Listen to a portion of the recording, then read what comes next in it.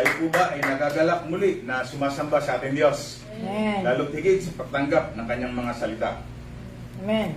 Okay, saan man tayo naroon? Tayo man ay narito sa tahanan natin, maging sa ating mga kapatid na nasa sa iba't ibang lugar, kayo man ay nasa sasakyan, kayo man ay nasa inyong mga tahanan, isang magandang umaga ang patuloy na ini-extend ng inyong lingkod para po sa umaga nito.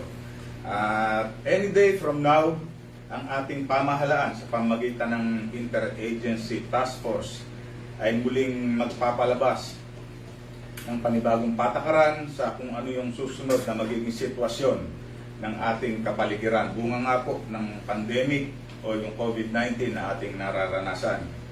Marami nga po, siyempre, ang nag-aalala. Marami ang mga kanya-kanya ang suwestyon patungkol sa kung ano yung dapat na maging kalalagayan muli ng ating kapaligiran sa mga darating na panahon. Sabi ng iba ay dapat na patuloy na i-extend yung ating kalalagayan na tayo ay nasa ECQ dito sa Laguna o yung Manila at saka yung parating na mga probinsya. Yung iba naman, ang sabi ay nasa yung mas magaan na kalalagayan o yung tinatawag na MECQ or di kaya ay GCQ or yung mas maluwag na MGCQ. Pero siyempre, ano man yung maging kalalagayan, ano man GCQ yan, ang maging kalalagayan ng ating kapaligiran sang-ayon sa idedeklara ng ating pamahalaan, siyempre, hindi pa rin nawawala sa puso ng marami yung tinatawag na pag-aalala. Nandiyan yung tinatawag na takot.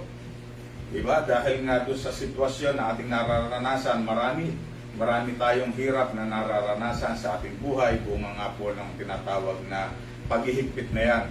At siyempre marami din sa atin ang nai-stress.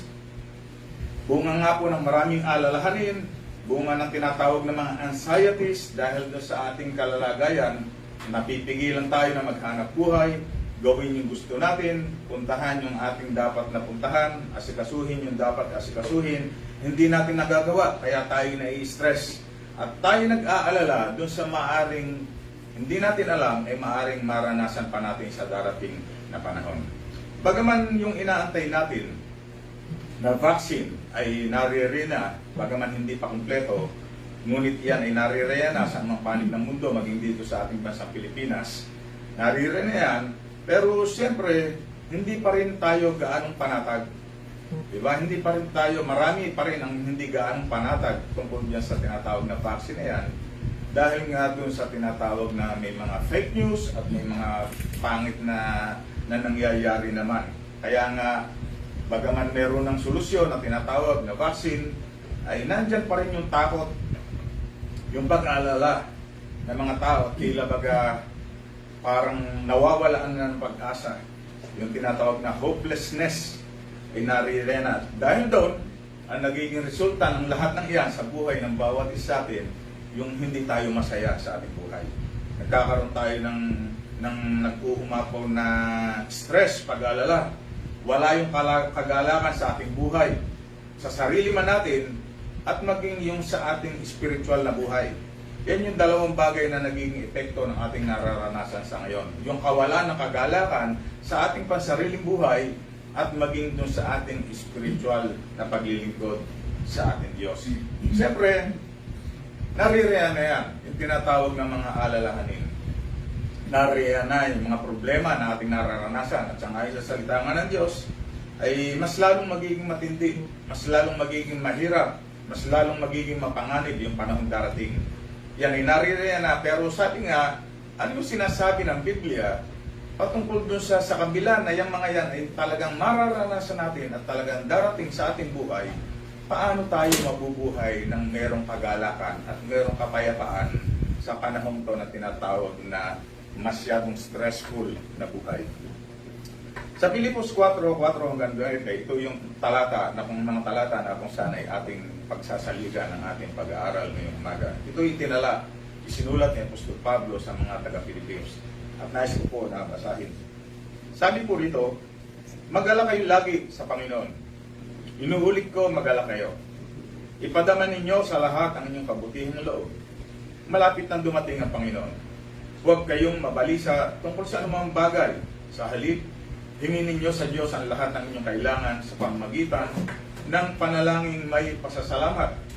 At ang kapayapaan ng Diyos na hindi kayang maunawaan ng tao ang siyang mag-iingat sa inyong puso at pag-iisip dahil sa inyong pakikipag-isa kay Kristo. Ngayong umaga, hindi ko po alam kung ano yung inyo na personal na kalalagayan, o ano yung inyong nararamdaman, o ano yung inyong mga alalahanin sa umagang to. Individually, hindi ko po alam doon sa nakakarinig ng tinig na ito, ng mensaheng to, yung inyong kalalagayan ngayon ay hindi po alam kung ano yung meron kayo sa ngayon o ano yung mga alalahanin. Pwede na nasa kabila ng pandemyang ito, sa kabila ng problema ng ating nararanasan, pwede kasi na ang buhay nyo ay okay lang. Diba? Everything is in order pa rin. Everything is in control. Diba? Sa inyo ay para bagang okay lang. Nasa kabila ng may pandemya, masaya pa rin ang buhay. Patuloy ang paghahanap buhay. Patuloy ang tinatawag na pagsasaayos ng pamilya. Pero siyempre, pangkalahatan, lalo tigit sa nakararami, iba yung maaring nararanasan, kabaliktaran. Yung iba ay ang nararanasan ay sobrang nabibigatan na sa kalalagayan, di ba? Yung iba naman ay talagang halos hindi na malaman kung ano yung gagawin o kung ano yung kanyang ihahanda sa kinabukasan bilang pagtugon do sa kanilang mga personal na pangangailangan. Sobrang bigat na at masyadong stressful na para sa kanila yung buhay na ito na ating nararanasan. Pero siyempre, sa umagang to, anuman o yung ang katotohanan man, ikaw man ay stressful ngayon, o di kaya ikaw ay bagaman hindi ka stressful ngayon, ikaw naman ay nag-aalala doon sa pagiging stressful ng iyong mga kaibigan o mga kakilala o ng iyong pamilya. Or maaaring ang sitwasyon mo, ikaw yung nagdudulot ng stress sa iyong kapwa. Di ba? Yan yung mga bagay na makikitang posible na dyan tayo nakapasok sa sitwasyon na yan lahat. Ang stress, kapag tiningnan natin yung mga biblical na kahulugan at maging yung kahulugan nito sa diksyonaryo at sa iba pang mga yan ay humahalin tulad o yung naging synonym niya na yung tinatawag na worry, yung pag-aalala. At ang sabi nga, ang worry naman o yung pagkabalisa, yan, ang synonym naman yan ay yung anxiety. Di ba? Na kapag tiningnan natin yung mga kahulugan niya na magkakaugnay, ang tawag doon, ang kahulugan ng anxiety is to choke, to strangle. Ibig sabihin yung nasasakal ka na. Diba? Nahihirapan ka na. At dahil nga dyan sa pagkasakal na yan, sa hirap na nararanasan natin na yan, yung tinatawag na worries, yung anxieties, yung peace, yung pagiging productive natin, at yung pagiging joyful natin, naapektuhan, napapangibabawan. Diba? Yun yung nagiging bunga ng tinatawag na pagiging stressful ng ating buhay. Vice versa, yun yung nagiging dahilan na kaya tayo nawawala yung kagalakan sa ating buhay dahil nga doon sa tayo punong-puno ng problema dahil nga doon sa sitwasyon na ating nararanasan. Dito sa verse 6, makikita natin yung general principle na sinabi ni Apostol Pablo kung paano natin ma-overcome yung mga worries, yung mga anxieties at mapalitan ito ng tinatawag na kagalakan sa ating puso. Ang sabi ni Pablo sa verse 6, ulitin ko, binasa natin kanina, sabi niya, worry about nothing, pray about everything. Ito yung sinasabi ni Apostol Pablo, di ba? Huwag kayong mabalisa tungkol sa anumang bagay. Nilalahat na ni Apostol Pablo. Tayo ang nararanasan na natin ngayon sa ating buhay. Nag-worry tayo, di ba? Marami tayong alalahanin. Hanggang kailan ba yung ECQ na yan? Diba? Hanggang kailan ba yung COVID-19 na yan? Hanggang kailan ba darating yung vaccine na yan? Yung bang vaccine na yan, effective talaga? Marami tayong alalahanin, pero sabi ni Apostol Pablo, huwag kayong mabalisa tungkol sa anumang mga bagay. Diba?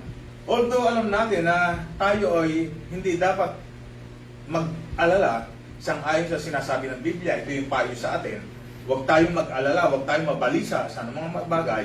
Siyempre, bagaman yan ang sinasabi ng Biblia at may nagsasabi sa atin, gaya ng mensahe ngayong umaga, na huwag tayong mag-arala, worry about nothing, hindi pa rin ito enough para sa atin eh. Di ba? Maging sa mga Kristiyano, pag sinabi mo na huwag kang mabalisa sa mga bagay, still hindi pa rin maiwasan yung tinatawag na nababalisa. Di ba? Kahit ito'y ikintal natin sa ating isipan, tayo na magsabi sa ating sarili, huwag tayong mabalisa. Meron pa rin tinatawag na kabalisahan. We can't stop worrying. Bakit? Ano yung dahilan? Kasi umiiral yung pagiging tao natin. Umiiral yung tayo bilang tao. Prone tayo dun sa ang ating focus lamang, yung mga malalaking problema, pero kapag maliliit ay hindi na. Di ba?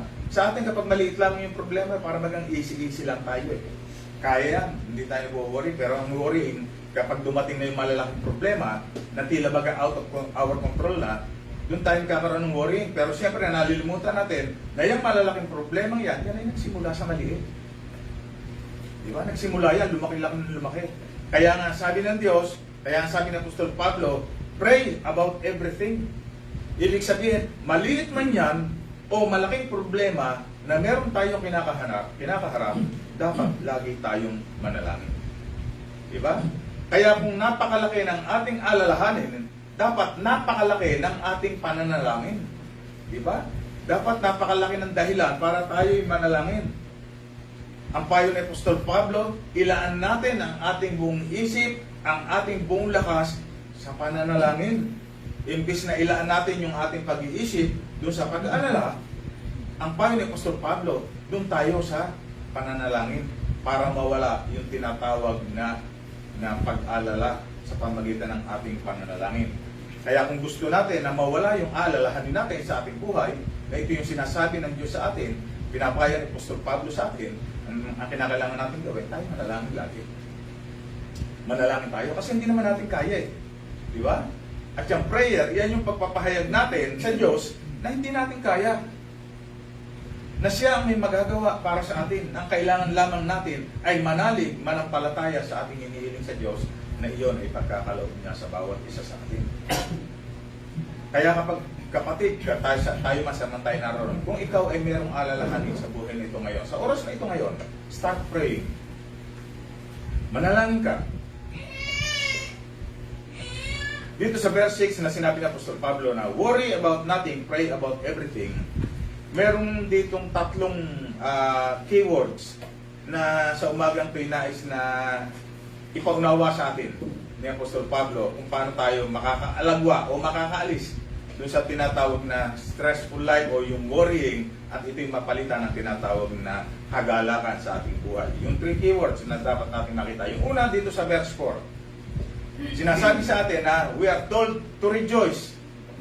Di ba? Yung sabi sa verse 4, sabi rito, rejoice in the Lord always.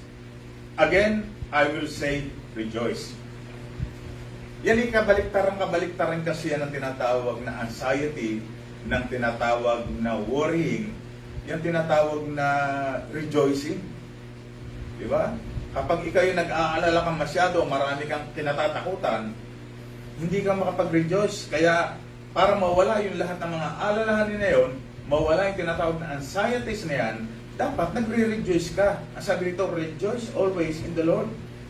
At ang ibig sabihin ang kahulugan ng to rejoice is to be glad. Pero siyempre, hindi naman ganun kadali. Diba? Hindi ganun kadali na sa panahon ito ng pandemic, sa panahon ito ng enhanced community quarantine, ay magkaroon ka ng tinatawag na kagalakan. Hindi naman ganun kadali.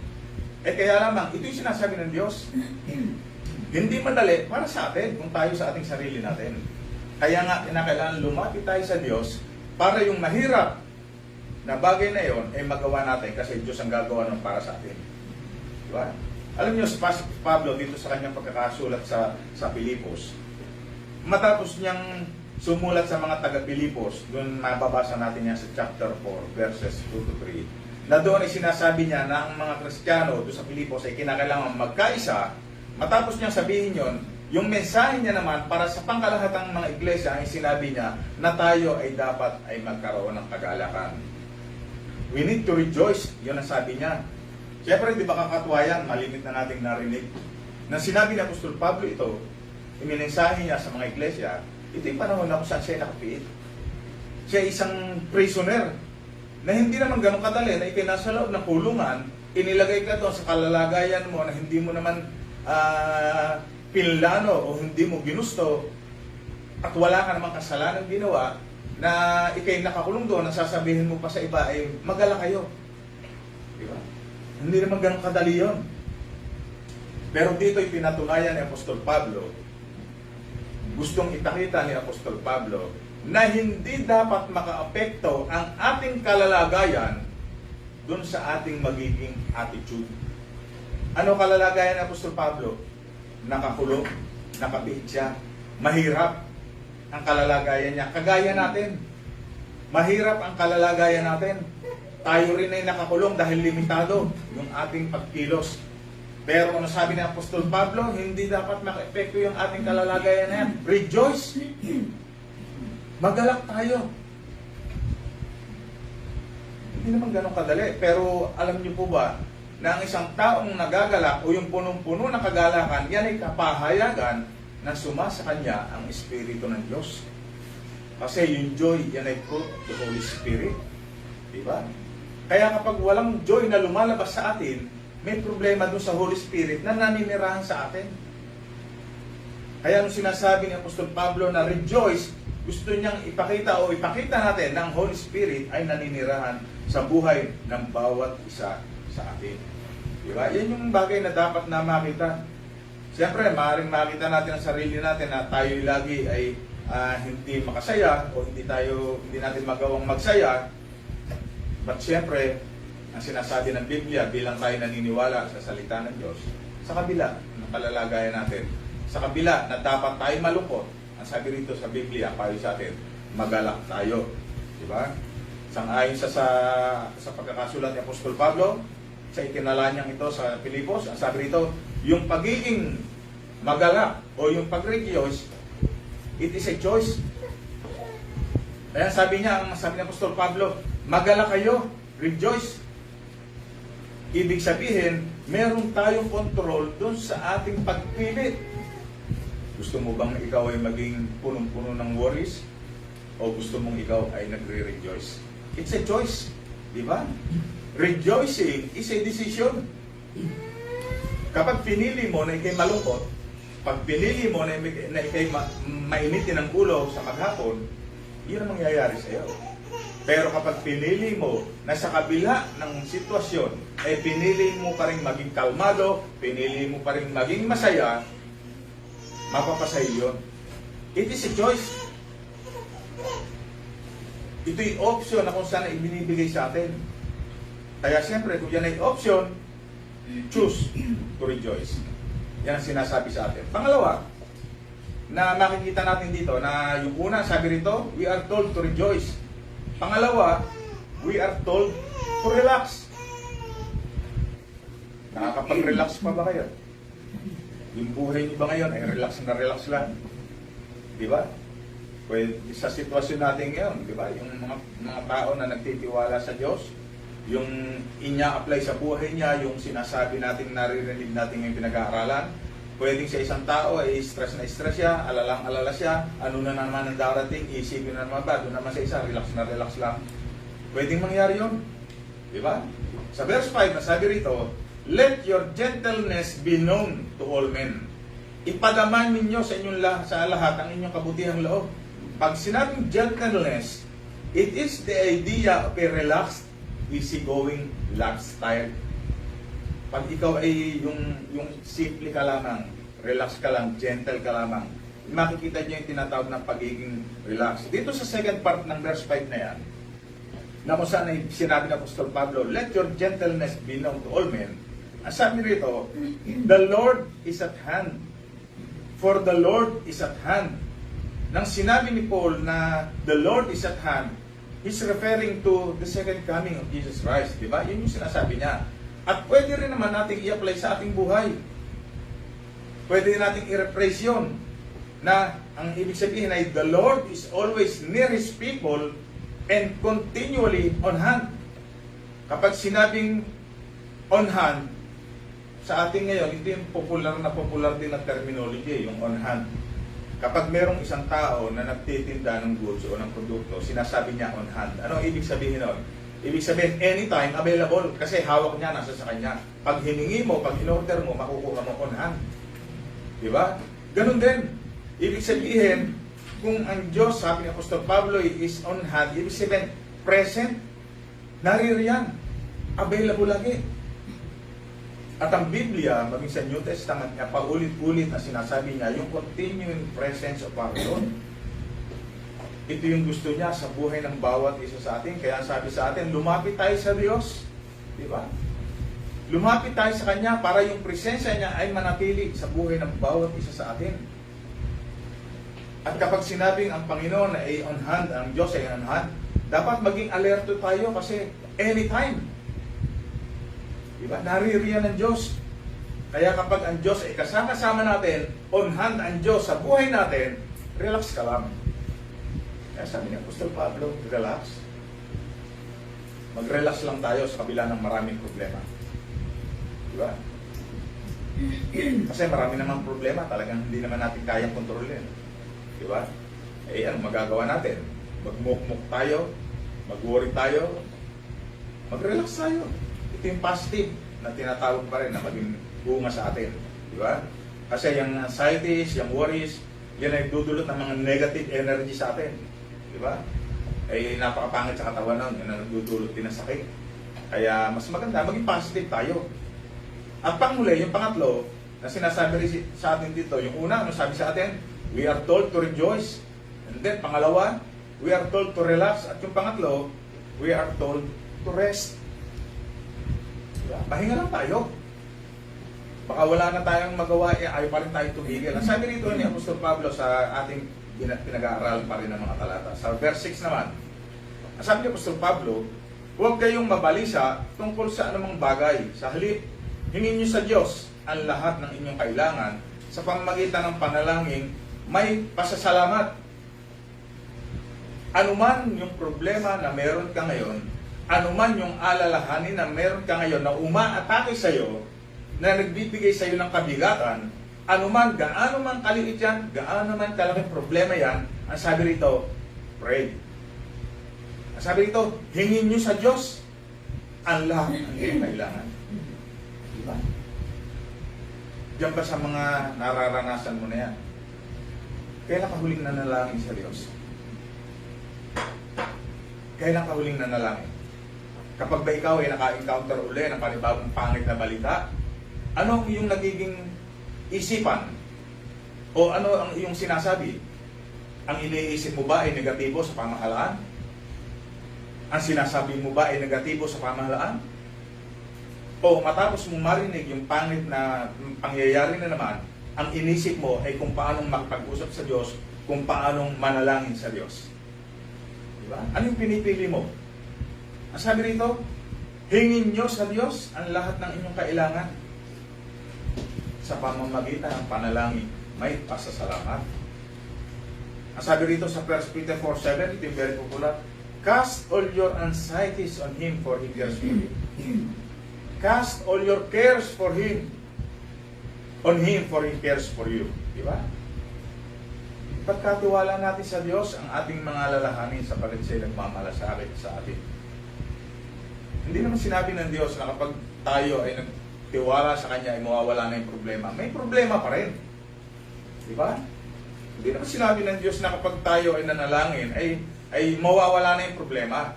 Yung problema, mapapalitan lang ng peace. Magkakaroon tayo ng kapayapaan, pero may problema pa rin. Diba? Kaya sabi rito sa verse 7 na ang ating pinag-aaralan, and the peace of God will surpass all understanding. Will guard your hearts and minds through Christ Jesus. Ang sabi rito, ulitin ko, and the peace of God which surpasses all understanding will guard your hearts and minds through Christ Jesus.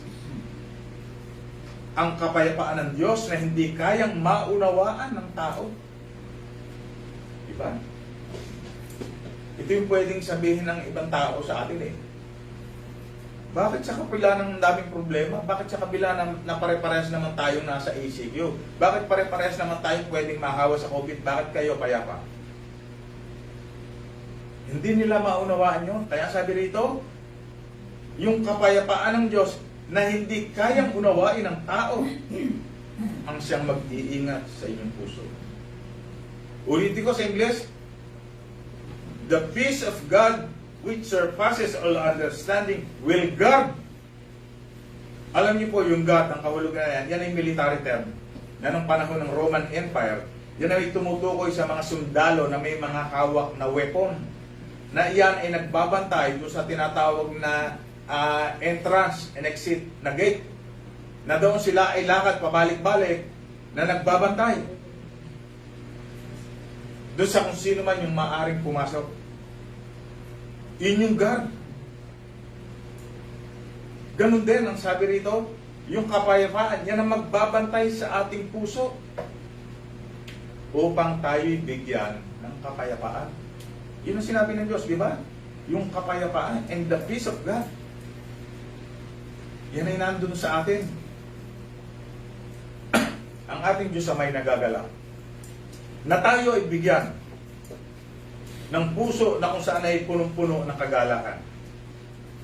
Gusto niya na bantayan yung ating puso, yung ating isipan. Kasi bakit? Gustong bantayan ng Diyos yung ating puso kasi yung puso natin malimit. Tayo susceptible sa tinatawag na maling o yung wrong feelings. Gusto rin bantayan ng Diyos ang ating isipan. Kasi bakit? Kasi ang isipan natin susceptible sa mga negative na mga thinking, mga maling kaisipan. Nalong lahat ng iyon, kapag iyon ay nakapasok sa pintuan ng ating puso, nagdudulot ng worries. Diba? Kaya sabi rito, binabantayan. Guard our hearts and minds upang yung kapayapaan, yung peace na nasa ating puso ay hindi mawala. Kaya mahalaga na sa umagang ito'y patuloy na tayo mapaalalahanan, mga kapatid.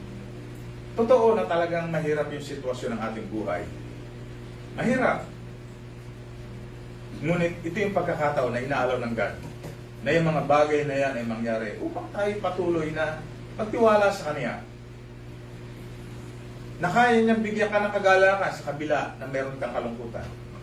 Na kaya niyang bigyan ka ng kapayapaan kahit na alam niya na meron ka o meron tayo na nakaguluhan, kabalisan sa ating puso.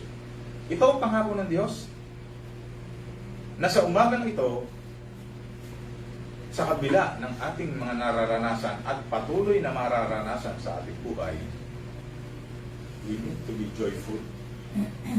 Kaya sabi ng Apostol Pablo, magala kayo, inuulit ko, magala kayo. Ito yung sitwasyon na parang hindi tayo pwedeng maging magala.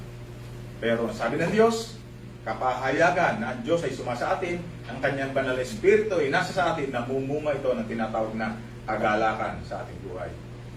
Ulitin ko yung talata na ating binasa, ang sabi rito bilang pagtatapos, sa Pilipos 4:7, at ang kapayapaan ng Diyos na hindi kayang maunawaan ng tao siyang mag-iingat sa inyong puso at pag-iisip dahil sa inyong pakipag-isa kay Kristo Jesus.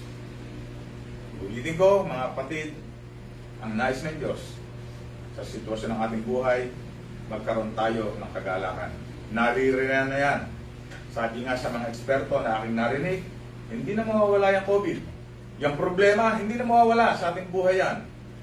Sino ba nawala ng problema? Lahat tayo. Sino bang yung bang mga karamdaman ay nawala? Hindi rin. Naririyan na yan. Pero sa kabila na yan ay naririyan, ang peace at saka yung joy ng Panginoon ay hindi rin mawawala. Naririyan. Piliin natin kung alin yung gusto natin na meron tayo sa ating buhay. We have to choose. Choose to be joyful or we choose to be worry people. Punong-puno ng mga pag-aalala. Diba? Huwag tayong mapabilang doon. Mapasama tayo sa mga joyful people na kung saan kapahayagan na ang Diyos ay sumasa atin. Choose to be joyful. Magandang umaga sa ating lahat. Pagpalain tayo ng Diyos, yung pag-aalala ay hindi magkaroon ng bahagi sa ating buhay. Tayo lang, tayo mo ko, tayo manalangin. Mapagpalang Diyos, salamat po sa umagang to na muli kami po'y napaalalahanan patungkol sa mga problema, sa mga alalahanin na tinataglay ng bawat sa atin. Bagaman ang mga problema ay patuloy na naririyan sa aming buhay, ngunit salamat o Diyos sapagkat Ikaw ang nagpaalala sa amin na kami magkaroon ng kagalakan. Magpakalapit sa iyo At yung kapayapang dulot mo ay patuloy na maghari sa buhay ng bawat sa atin, sapagkat ito ang kapahayagan, katunayan na ikaw ay naghahari sa buhay ng bawat sa amin. At kung ikay naghahari sa buhay ng bawat sa amin, ang anxieties, yung worries, na hindi magkakaroon ng bahagi sa aming buhay. Kaya salamat po Diyos sa umagang to, sa pagdudulot mo sa amin ng kagalakan, ng kapayapaan, at patuloy na pag-ibig. Salamat po Ama sa pangalan po ng aming Panginoon Jesus. Amen. Palakpakan